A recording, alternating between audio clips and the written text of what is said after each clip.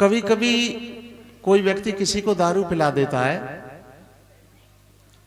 तो लोग बाग उसको बहुत बहुत धन्यवाद देते हैं फोन पे। भाई आपको बहुत बहुत धन्यवाद, आपके यहाँ आए तो आपने बहुत पिलाई और रास्ता में आने के बाद हम ऐसे गिर गए कि 2 घंटा में होश आया, बहुत बहुत धन्यवाद। तो क्षमा करें श्रोताओं, मैं आपसे हाथ जोड़ के विनती कर रहा हूं, गुटखा खवाने वाले को, बीड़ी पिलाने वाले को, दारू पिलाने वाले को कभी धन्यवाद मन दिया करो।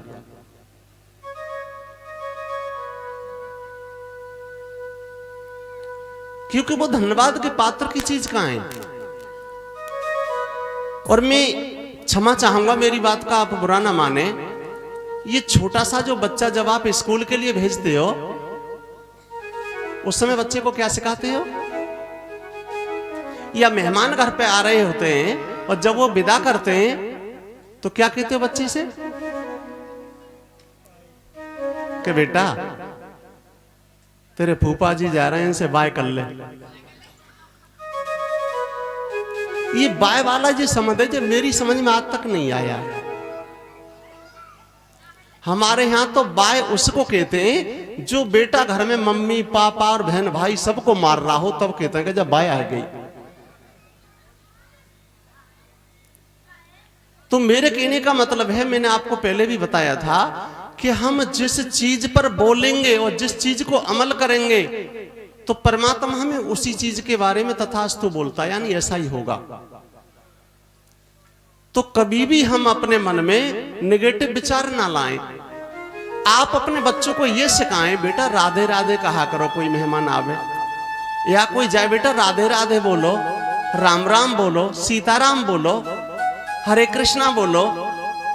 लेकिन जो शब्द कांते आ जाता हो बाय बारो,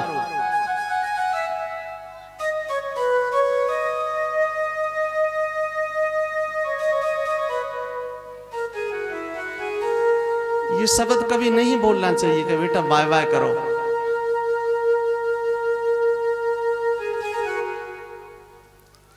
मैं कथा तो चली रही है, मैं थोड़ी सी बात आपको और बता के चलता हूं। कभी कभी आपने देखा होगा कोई कोई व्यक्ति ऐसा होता है बेचारा कि जवानी पर भी वो बीमार ही रहता है और बच्चे पे भी बीमार है, और अपने सिर को पकड़ के कोई कोई बच्चा दरवाजे पर बैठा रहता है। और आप उससे ये पूछो भैया तबीयत खराब है, तो वो कहता ना मैं तो जन्मते ऐसे ही रहता हूं। क्या कारण होता है जी?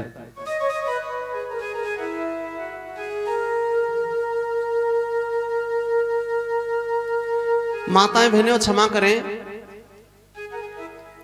बच्चे को स्वस्थ रखना या बच्चे को कैसे जन्म देना और बच्चा कैसा बनाना, ये मां के ऊपर निर्भर है। अब आप सोच रहे होंगे मां के ऊपर निर्भर कैसे है? बच्चे की जो मां है वो ही उसकी निर्माता है।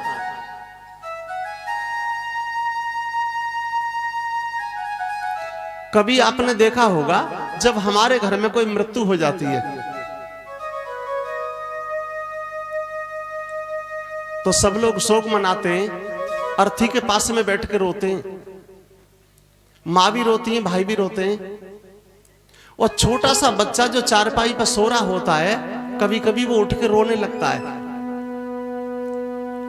तब तक कोई आकर के बच्चा बताता है, भाभी वो लल्ला रो रहा है, उसको दूध पिला दो।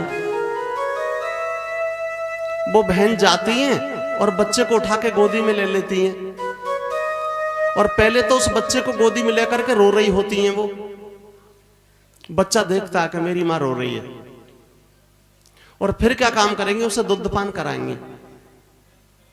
और वो रोते समय पूरा मां का जो विचार है मन का रोने वाला, वो बच्चे के अंदर प्रवेश कर जाता है, और वो बच्चा जो होता है उसे जीवन में बीमारी कभी नहीं छोड़ती। अब आपके मन में एक बात और आ रही हुई कि फिर कोई घर में मर जाए तो रोवे ना। लेकिन मैं ये नहीं कह रहा कि मत रो, रो, लेकिन कोई आकर के आपसे कहता है कि आपका बेटा रो रहा है, उसे दूध पिलाया हो, उस समय पहले बेटा के पास मन जाओ तो ऐसे टंकी के पास जाओ, पानी के पास जाओ, अपना मुंह धोवो, 1-2 गिलास पानी पियो, चेहरा पर मुस्कुरान लाओ और फिर अपने बच्चे की तरफ देख करके बच्चा को खुश करके फिर उसे दूध पिलाओ। उस बच्चे को ज्यादा दवा की आवश्यकता नहीं पड़ेगी, वो हमेशा बच्चा स्वस्थ रहेगा। और एक चीज आज तक मेरी और समझ में नहीं आई, जब कोई व्यक्ति गुजर जाता है तो हम उसे कहां लेकर के जाते हैं? शमशान घाट। और रास्ता में क्या कहते जाते हैं कि ओम नाम, क्या कहते हैं? ओम नाम सत्य है। अब वो जब तक जिंदा रहा तब तो उससे कभी कही ना कि ओम नाम सत्य है, और जब वहां ने सुनना ही बंद कर दो तब समझा रहे हैं कि ओम नाम सत्य। अरे भाई, उसके तो प्राण निकल गए, उसके ईश्वर निकल गया, अब उससे कुछ क्यों या ना क्यों, उससे तो कोई परे की है नहीं, लेकिन हम फिर भी उससे एक बार कह रहे हैं कि ओम नाम सत्य।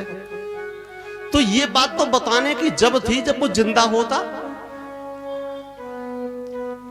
अब दिक्कत जावा तक ही हुए कि काऊ की शादी है रही और वहां कह दो कि ओम नाम सत्य है,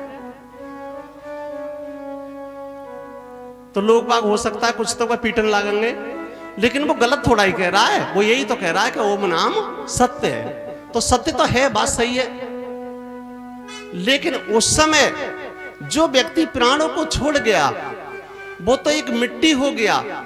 आप कुछ भी कहो वो कुछ नहीं सुनना। भगवान की चर्चा किसी को सुनानी है तो जिंदे पे सुनाओ।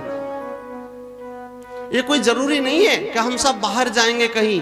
आजकल देख रहे हो आप टीवी पर कितने प्रोग्राम आ रहे हैं, बाहर का कोई नहीं है तो आपस में बहन भाई मम्मी पापा सब बैठ जाओ और प्रभु के नाम के गुणगान करो। तो श्रोताओं, कथा कहां चल रही? क्षमा करें,